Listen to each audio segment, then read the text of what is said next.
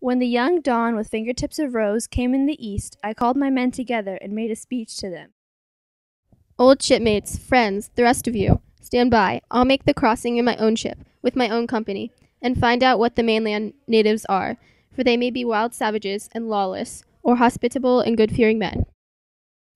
A prodigious leapt in the cave alone, and took his flocks to graze a field, remote from all companions, knowing none but savage ways. A brute so huge, he seemed no man at all of those who eat good wheaten bread, but he seemed rather a shaggy mountain reared in solitude. We beached there, and I told the crew to stand by and keep watch over the ship. As for myself, I took my 12 best fighters and went ahead. I had a goatskin full of that sweet liquor that Euanthes' son Marin had given me. No man turned away when cups of this came round. Why not take these cheeses, get them stowed, come back, throw open all the pens, and make a run for it? We'll drive the kids and lambs aboard. We say put out again on good salt water. I wished to see the caveman, what he had to offer. No pretty sight, it turned out, for my friends. We lit a fire, burned an offering, and took some cheese to eat. Then sat in silence around the embers, waiting.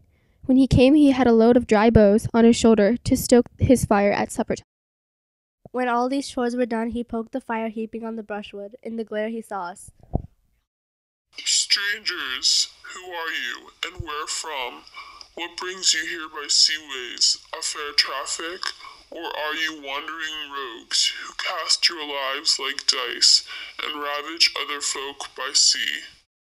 We felt a pressure on our hearts in dread of that deep rumble and that mighty man, but all the same I spoke up in reply. We are from Troy, Achaeans, blown off course by shifting gales on the great South Sea, homeward bound, but taking roots in ways uncommon, so the will of Zeus would have it. We served under Agamemnon, son of Atreus. The whole world knows what city he laid waste, what armies he destroyed. It was our luck to come here. Here we stand, beholden for your help, or any gifts you give, as custom is to honor strangers. We would entreat you, great sir, have a care for the gods' courtesy. Zeus will avenge the unoffending guest. You are a ninny, or else you come from the other end of nowhere telling me, mind the gods.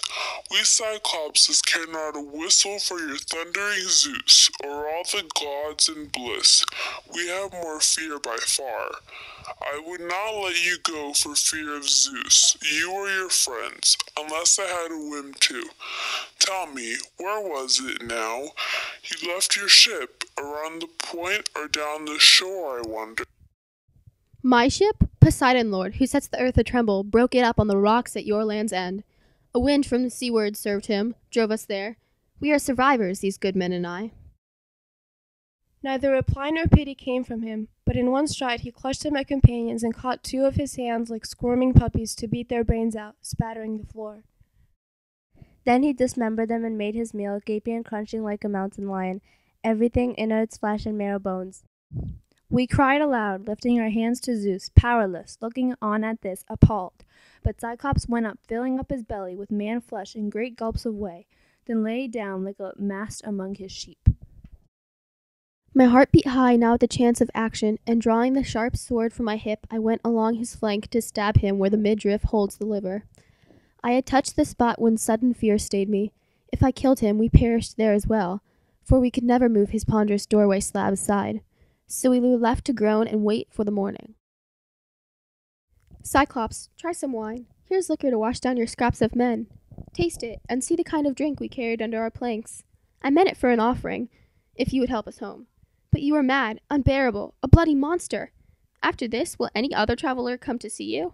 Give me another, thank you kindly. Tell me, how are you called? I'll make a gift will please you. Even Cyclopses know the wine grapes grow out of grasslands and loam in heaven's rain, but here's a bit of nectar in ambrosia.